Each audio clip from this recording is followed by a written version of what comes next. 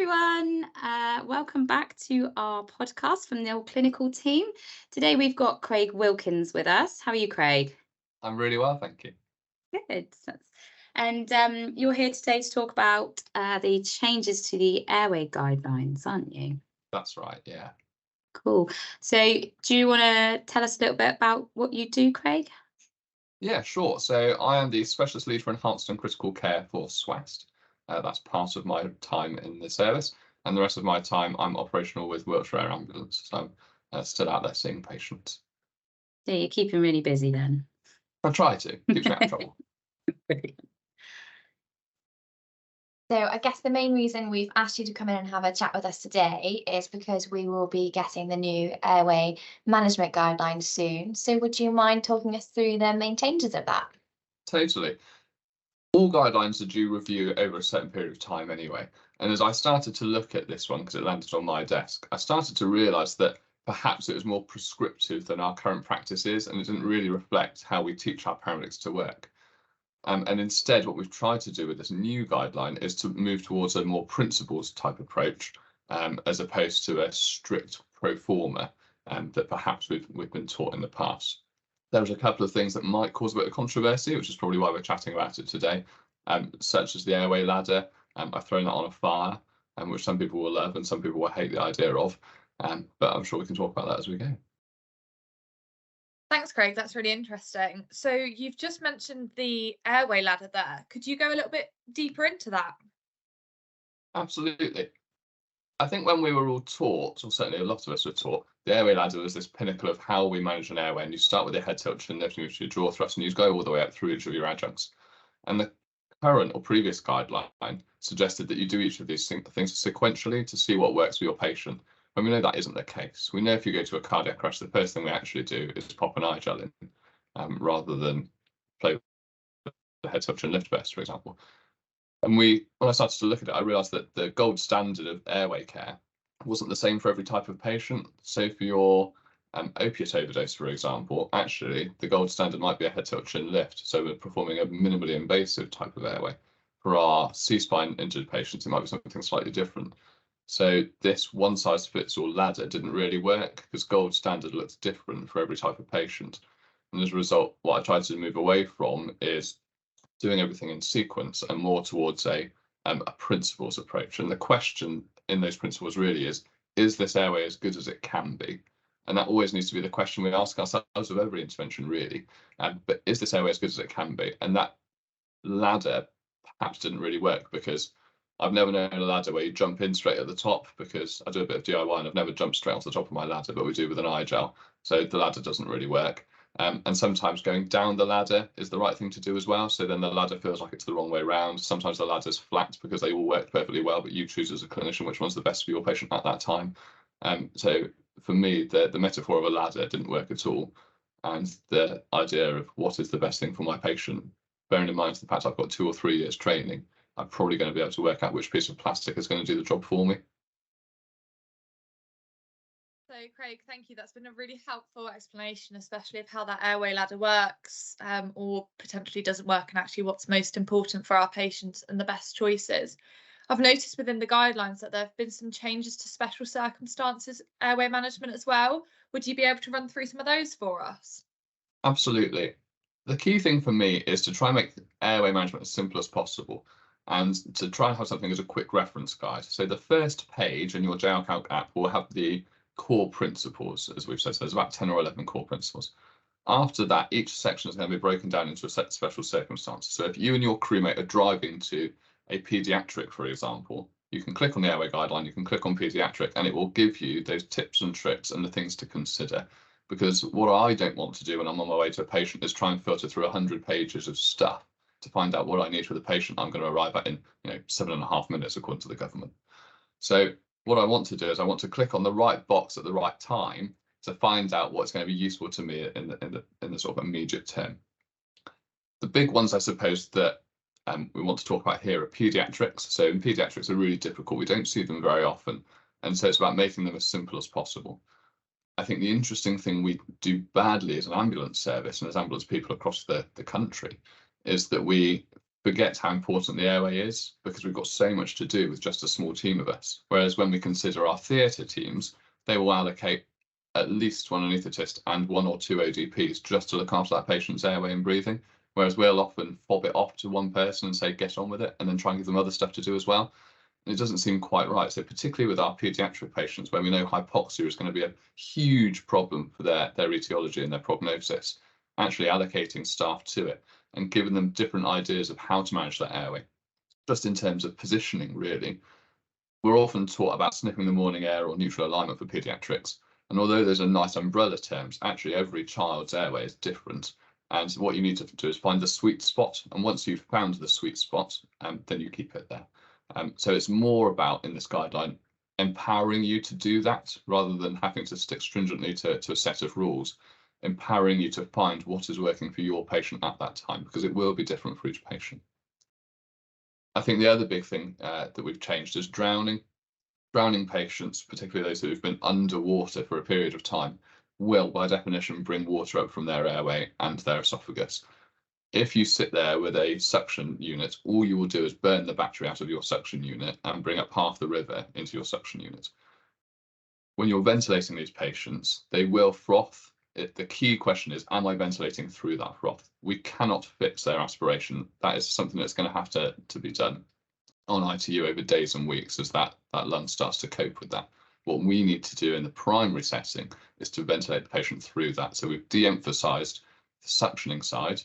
Postural drainage is really important. If we think about the size of your Yanker catheter in comparison to the size of the patient's mouth, you're going to get huge volumes of fluid out of the patient's mouth just by rolling them in comparison to trying to suction them and use a laryngoscope. So postural drainage, try an airway, and if you can ventilate through that, then that seems like the most sensible thing to do to make sure that we're getting airflow. But that makes a lot of sense, Craig, and I never really thought about it like that. So thanks for sort of talking through that. I think there's some changes in the advice around NPs as well, isn't there, with on the use of them with certain things? Is that right? There are. MPAs are something that we've often been scared about, particularly with our base of skull fractures, and we're totally right to be cautious of them. But what we want to do is de-emphasise the risk. So there is indeed a theoretical risk that if we go jabbing an MPA into a patient's airway, if they've got a base of skull fracture, we may push through that and go the wrong direction. I think the key thing with all of these patients is to take a moment and to treat the patient as a person, particularly those who have got a reduced level of consciousness. What we can tend to do is forget that this person is a person and treat them as a bit of a lump of meat. And we end up forcing things into them very quickly. Whereas actually what we need to do is take time to position the patient appropriately, lubricate the MPA and gently advance it. And actually, if you've got no other way of managing this patient's airway, so if you've got trismus, if you've got really terrible maxillofacial fractures and you can't ventilate them via the mouth, then the only option to ventilate the patient is via their nasal passage. Yes, there is that theoretical risk to the basal skull fracture, but we can't prioritise a potential risk over an actual risk of not having an airway. So what we're trying to say is gently advance that airway, see what's happening to make sure that we can ventilate that patient, and then we can deal with other things down the line. And so I've noticed, and I will self-admit, I'm not overly knowledgeable in the management of tracheostomy or laryngectomy patients. Can you sort of take us through that? Because you've got some quite useful flow diagrams on there now, haven't you? I think the key thing for me here is trying to make the guidance as easy to find as possible, because we don't go to these patients very often. They're very good at managing their own airway. They're very used to managing their own device. So we see them very infrequently. There's really good national guidance on how to manage these patients. So on the app, when you're driving towards these patients, you will be able to have a look on the app and identify the flow chart and what to do. The key thing really is to work out whether they're an obligate neck breather or not. The difference being, where are we going to ventilate them through? If you're unsure, ventilate them via the neck, but be mindful of the fact that previously when you're squeezing your bag valve mask, you've got quite a lot of dead space up from the point of the lips down to the lungs. You've now cut quite a lot of that out, so you need to be thinking about how much tidal volume you want to give that patient. But those flowcharts clarify that really nicely for you. Thank you. That was really useful to talk through. It's not something that we normally verbalise very often, so that was great.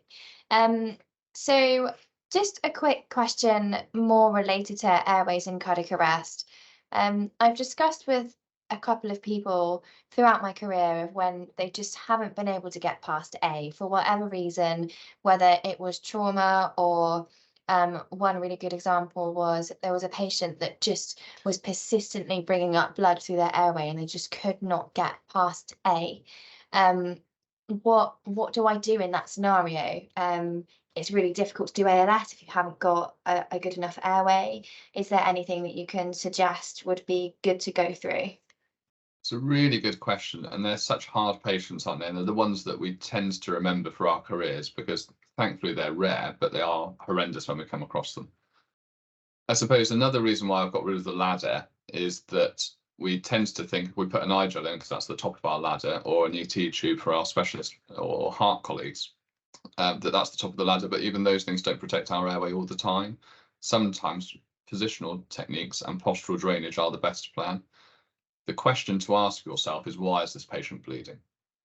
So actually, intracardiac arrest, if it's a traumatic cause, then is there something we can do to stop this bleeding? Is there massive chest trauma? And once we've got an airway in, that actually needle decompression, for example, or finger thoracostomies or something may relieve the pressure in the thorax? Or is it someone with esophageal varices or similar, which unfortunately there is no way to manage? Those patients with an incompressible bleed are really sad and really horrible because at the moment the technology doesn't exist for us to do anything pre-hospitally to stop that. I think previously we have perhaps treated ourselves by putting a patient's airway in and making us feel better that we managed to achieve an airway, but we were passing air to a set of lungs that weren't able to provide any circulating volume to it. So we weren't actually achieving anything for the patient. I think they are a really horrible position to be in, but sometimes those patients are unsurvivable. So what I would do, to answer your question, is I would work through each of the tools in my toolkit. I would suction, I would do postural drainage. People always worry about C-spines with postural drainage and having to do a log roll. You can gently move a patient to their side and manage their airway and their C-spine relatively well. If the patient's already damaged their C-spine, then rolling them to their side gently is probably not going to be the be-all and end-all, particularly if they've got no airway. I would try each of the tools in my armoury, and if it's really not working, hopefully I've got HEMS or heart on the way as well. So I'd make an early call for them. But then I'd phone the major trauma and resus advice line, because sometimes there's the decisions we really don't want to have to make. They're normally patients who otherwise, looking at them, should be survivable, but there is something inside that unfortunately we just can't stop. Eye gels are pretty good, in all fairness, against esophageal bleeding, provided it's not really powerful. The problem is if you're doing CPR, then you're providing a force to that blood, aren't you? You can pop a suction tube down the gastric port of the eye gel, so that will reduce some of the pressure off the eye gel. You can also pop a suction tube down the port of the eye gel into the lungs as well, can't you? So you can suction down there. But I think sometimes these patients are unsurvivable. So if you really can't move past A, and that's the key thing, isn't it? If I can't get past A, where can I go? Well, I can't really go anywhere. But it's having a discussion with a senior clinician, probably not on scene, to just sense check that and see if there's anything else that we can think of to support that. Yeah, I think it's about having that reassurance, isn't it? That you have got someone on the end of the phone that can help you. If you say were 5 minutes around the corner from the hospital, there's probably a tendency to think, oh, let's scoop and run. I can't get past A. Let's just go. And this is a difficult question that there's probably not the right answer to, but is that something you would suggest considering? Or is it still you need to ring the senior advice person first? It's a really good question. I think, as you say, there's probably not any one right answer, but I certainly wouldn't fall out with it. So with our penetrating trauma, for example, we're advising people to scoop and run to a place of definitive care. And that doesn't have to be a major trauma centre. All hospitals with a trauma unit have to be able to provide a thoracotomy. They have to be able to provide a surgical neck at any time of the day or night. That's part of their contracted agreement. So I don't fall out with the idea at all. It seems perfectly reasonable. If you've got a hospital up the road with an anaesthetist, it seems fair to pop up there. Even if at hospital they say this patient is unsurvivable, at least then there's a team approach to it rather than a paramedic and an ECA in the dark at the side of the road on their own trying to make this decision. That's perfectly reasonable thing to do, and I absolutely support someone making a sensible decision. You can always have someone on speakerphone in the background as well. I've certainly supported people whilst they're doing stuff on speakerphone. I've taught them through procedures on the phone, and that's not a problem. Yeah, that's great. Thank you. Whilst we're sort of on the subject of cardiac arrest and things like that, end tidal, can we talk a little bit about that? First of all, I guess, what are our normal values for end tidal? You're trying to test me, aren't you? So your normal values are 4.0 to 5.7 kilopascals. So that's what we'd normally expect to find in our healthy patients. And then in a cardiac arrest, what would be?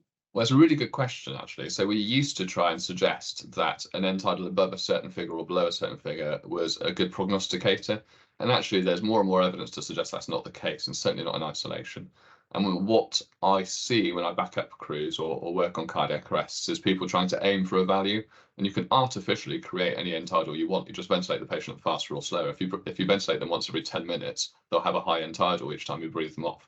It doesn't actually mean anything useful.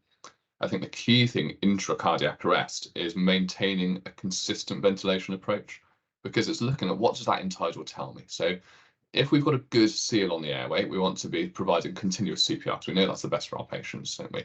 So if we can, we're looking at ventilating once every 10 seconds. The key thing to note then is what the end tidal is, and if it's going up or down.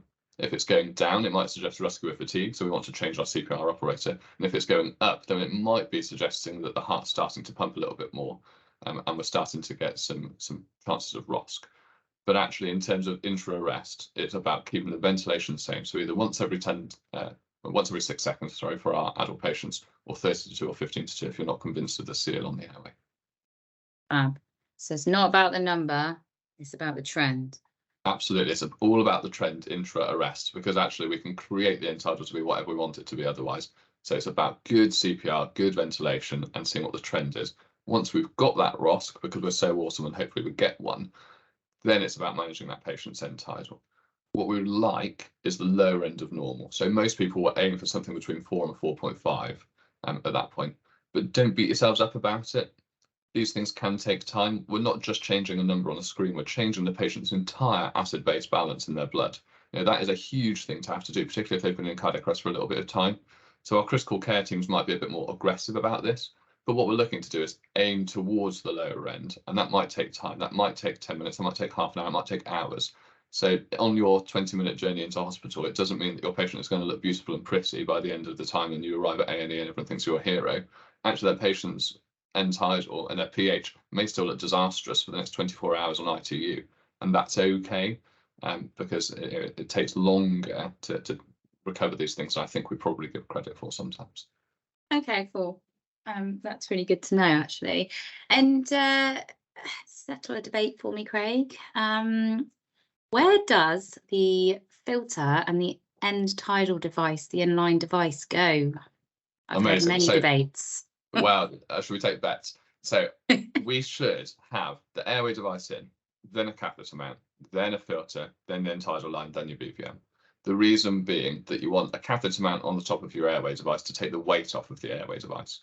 So what you don't want is, if you picture in your head your eye gel, what you don't then want is lots of devices piled up on top of it. So you've got this big wiggly Christmas tree that you then have to try and hold on to when you're trying to extricate your patient. That just gets knocked on everything and drags itself out of the patient's mouth. So you want to pop the eye gel in, then your catheter mount, then your filter, because your end tidal line really doesn't like vomit in it. So try and put that filter in, your HME filter, the one that you use for your end snots, then put your end tidal on. Settled. Thank you. No worries. Whilst we're on the subject of cardiac arrest and kind of airway management, if I'm at a cardiac arrest with a number of different crews and resources that have turned up, can you clarify to me what each grade can do within our staff members? I can. In fact, this is another change from the old guideline where it covered some of our staff, but not all of our staff. And what we tried to do is be a bit more understanding and inclusive of everything.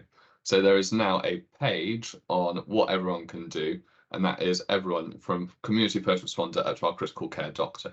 And I think that's really important, not only so you can understand your skill mix on scene, but you can think about who do I need to call for something, for example. So that includes our ambulance nurses and our heart teams who've got enhanced skills. Effectively, your paramedic can do everything that they're expected to do up to the grade of IGEL. Your enhanced and critical care doctors and your specialist paramedics and your heart team who've got enhanced care skills can intubate intra-arrest, but they can't do anaesthetic. And your CFRs and ECAs can do head suction lifts and OPAs. And then there's a couple of bits around suction stuff that our ECA colleagues can do, which our CFRs can't, purely because they don't have the kit. But it's all in a handy one table thing, so you can just open it all up and it's all color coded for you. That's brilliant. Thank you so much. I do love a colour-coded table, Craig. So shall we talk about the T-piece? So the No? T-piece is an interesting bit of kit, isn't it? that probably is on your checklist in the mornings, but probably not the first thing you reach for. This current guideline has removed the T-piece from SMAST practice, and that's following a JR Calc and NASMED guidance that came out. And the reason for that is that actually we use them so infrequently. It normally takes us a few minutes to work out how many cylinders of oxygen we need, how many bits of tubing, which bits to stick in where, let alone the entire debate on where that goes in the circuit. Where on earth does this thing go in the circuit? And I've got more plastic than a Fisher-Price, my first doctor set. And then I have to try and work out how to put it all together. The other problem, of course, is that even if we are well versed with these things, we are putting an awful lot of pressure into a chest which is already uncompliant due to its physiology. So we are at huge risk of causing tension. So it's a piece of kit we're unfamiliar with. It's a piece of kit that we're going to be using very rarely, and it's a piece of kit that can cause significant damage to our patient's lungs. And as a result, the guidance has suggested we remove it, and we think about early removal of this patient to a hospital or early critical care teams, because they've got more pharmacy that they can add into those asthmatic arrests. Thanks, Craig. That's been a really helpful explanation. So I'm just thinking about my airway management at the moment within these cardiac arrest patients, and I just wondered whether you could give me your view on kind of what's so good about an iGel. I know we've been using them for a little while now, and we've had a couple of iterations of them, but what is actually so good about these iGel devices? It's a really good question. There's been loads of research, hasn't there, about what's the best thing for our patients in cardiac arrest in terms of their airway. Is it an iGel or is it an ET tube? And actually, the majority of research has suggested that they're comparable. There's lots of research that also suggests that in theatre for our elective patients, that the iGel is just as good at preventing aspiration and reflux, and is good at most partial pressures. So for most patients with ventilatory needs, actually, it's able to provide a good enough seal for those patients. The other thing about our intracardiac arrest patients are they take up a huge amount of resource and they need lots of staff. If we think about intubation, it requires one person who's trained to provide the tube and a trained assistant, and that's two people gone already, when there's already IV access to think about and there's CPR to think about and all those sorts of scene management stuff that go on. Whereas the iGel is a really quick and easy thing to insert into the patient. So it saves lots of time and staff and stress. And means that you can start to move on to other things. As we said earlier, if I can't move past A, well, actually, we could spend a lot of time on A with the wrong device, whereas an iGel does the job really well. The other thing to note about an iGel is that we were often taught, certainly I was taught, to just put it in a patient. And I think actually we've done ourselves and the patients a disservice by not thinking about the iGel a little bit more than that. There's a couple of tips and tricks on an appendice to the new guideline. And one of them is about each of the airway devices. So tips and tricks for the OPA, the MPA, and so on. And one of them is around the iGel. If we think just about the anatomy of the iGel for a moment, for example, the point that is deepest into the patient's esophagus is the narrowest point. And we know that the iGel molds with body heat. So naturally, we find that that piece will start to mold first and it will lift. So what we want to do is by gently resting your hand on top of the catheter mount, so as the iGel comes out, the catheter mount's on, by resting your hand on top of it, it provides enough counter pressure so that the iGel starts to mold around the airway rather than lifting up, and you get a much better seal. So simply by resting your hand on top of the catheter mount with one hand and then squeezing the bag with the other, actually get a much better seal. So it's little tips and tricks like that that can make us think about, getting the best out of these pieces of equipment. I suppose the other thing that we've emphasised in this is that where there is any doubt of choking or the history is unclear, we should be having a look in the airway first. We were so used to, with intubation, picking up a laryngoscope and looking into an airway. But when was the last time we used a laryngoscope to look in before we inserted an OPA or an iGel? Actually, they're big devices that could push a food bolus or something further down into our airway and cause us problems. So having a look, particularly where there's any doubt, that the rule for us is if there's any doubt, there's no doubt. Have a little look before we insert it. And if nothing else, it's a really useful tongue depressor so that you can get a nice clear line straight through to where you want it to be.